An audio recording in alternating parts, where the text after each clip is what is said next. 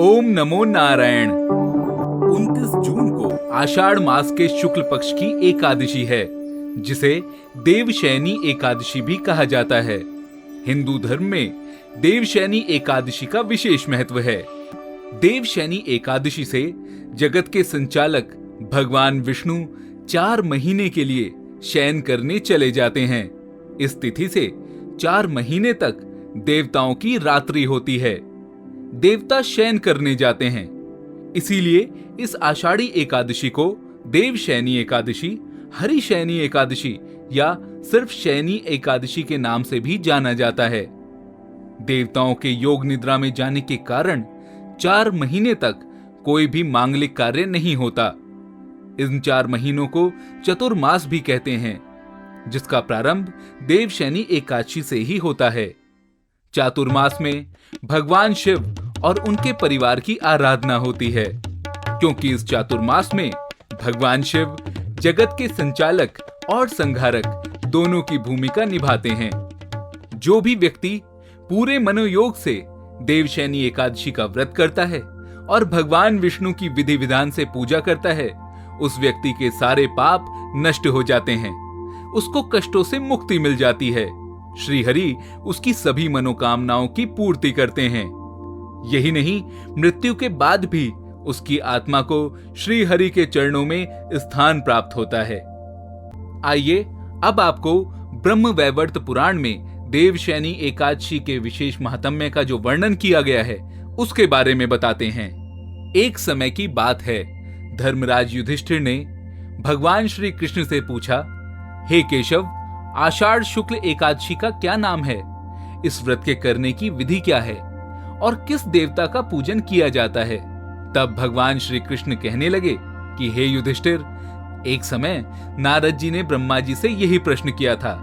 तब ब्रह्मा जी ने उन्हें उत्तर दिया कि हे नारद, तुमने कलयुगी जीवों के उद्धार के लिए बहुत उत्तम प्रश्न किया है, क्योंकि देवशयनी एकादशी का व्रत सब व्रतों में उत्तम है। इस व्रत के करने से भगवान विष्णु प्रसन्न होते हैं। अब मैं तुम्हें इसकी एक पौराणिक कथा सुनाता हूँ। सूर्यवंश में मानधाता नाम के एक चक्रवर्ती राजा हुए हैं, जो सत्यवादी और महान प्रतापी थे। वो अपनी प्रजा का पुत्र की भांति पालन किया करते थे। उनकी सारी प्रजा धन धान्य से भरपूर और सुखी थी। एक समय उस राजा के राज्य में 3 वर्ष तक वर्षा नहीं हुई और अकाल पड़ गया।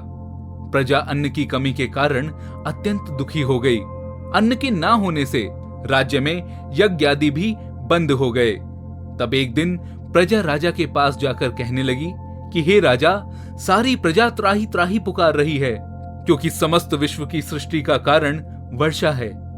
वर्षा के अभाव से अकाल पड़ गया है और अकाल से प्रजा मर रही है। इसलिए हे राजन, कोई ऐसा उपाय बताओ जिससे प्रजा का कष्ट दूर हो। राजा मानधाता कहने लगे कि आप लोग ठीक कह रहे हैं।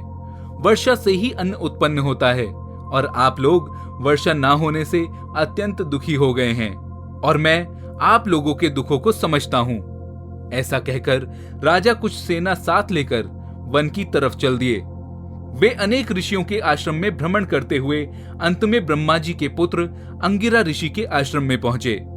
महाराजा ने घोड़े से उतरकर अंगिरा ऋषि को प्रणाम किया। मुनि ने राजा को आशीर्वाद देकर उनसे आश्रम में आने का कारण पूछा, तो राजा ने हाथ जोड़कर विनीत भाव से कहा, हे भगवान, सब प्रकार से धर्म पालन करने पर भी मेरे राज्य में अकाल पड़ गया है। इससे प्रजा अत्यंत दुखी है। राजा के पापों के प्रभाव से ही प्रजा को कष्ट होता है, ऐसा शास्त्रों में कहा गया है। जब मैं धर्मानुसार राज्य करता हूँ, तो मेरे राज्य में अकाल कैसे पड़ गया, इसके कारण का पता मुझको अभी तक नहीं चल सका। अब मैं आपसे इसी संदेह को निवृत्त कराने के लिए आया हूँ। कृपा करके मेरे इस संदेह को दूर कीजिए। साथ ही प्रजा के कष्ट को दूर करने के लिए भी कोई उपाय बताइए।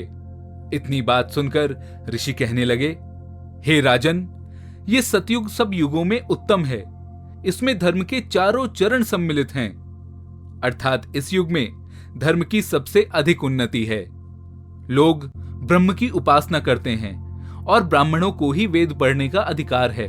ब्राह्मण ही तपस्या करने के अधिकार रखते हैं, परंतु आपके राज्य में एक शूद्र तपस्या कर रहा है।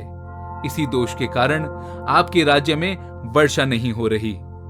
इसलिए यदि आप प्रजा का भला चाहते हो तो उस शूद्र का वध कर दो। इस पर राजा कहने लगे, महाराज, मैं उस निरपराध तपस्या करने वाले शूद्र को किस तरह मार सकता हूं? आप इस दोष से छूटने का कोई दूसरा उपाय बताइए। तब ऋषि ने राजा से कहा, राजन, यदि तुम अन्य उपाय जानना चाहते हो तो ये सुनो। आषाढ़ मास के शुक्ल पक्ष की पद्मा नाम की एकादशी का विधि पूर्वक व्रत करो।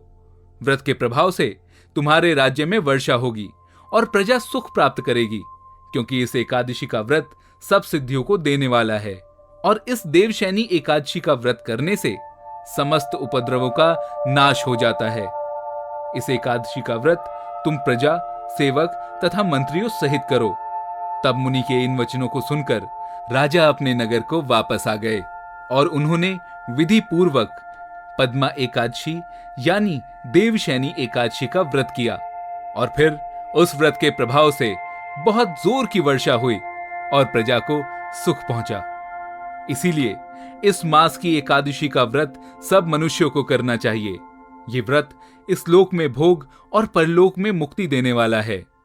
इस कथा को पढ़ने और सुनने से भी मनुष्य के समस्त पाप नाश को प्राप्त होते हैं। आइए अब आपको देवशैनी एकादशी की पूजा विधि के बारे में बताते हैं। इस दिन सुबह जल्दी उठकर स्नान आदि से निवृत्त हो जाएं। घर के मंदिर में दीप प्रज्वलित करें। भगवान विष्णु का गंगा जल से अभिषेक करें और फिर उन्हें पुष्प और तुलसी दल अर्पित करें। अगर संभव हो तो इस दिन व्रत अवश्य रखें। भगवान की आरती करें, भगवान को भोग लगाएं और इस बात का विशेष ध्यान रखें कि भगवान को सिर्फ सात्विक चीजों का ही भोग लगाया जाता है। भगवान विष्णु के भोग में तुलसी को अवश्य शामिल करें। ऐसा माना जाता है कि बिना तुलसी के भगवान विष्णु भोग ग्रहण नहीं करते।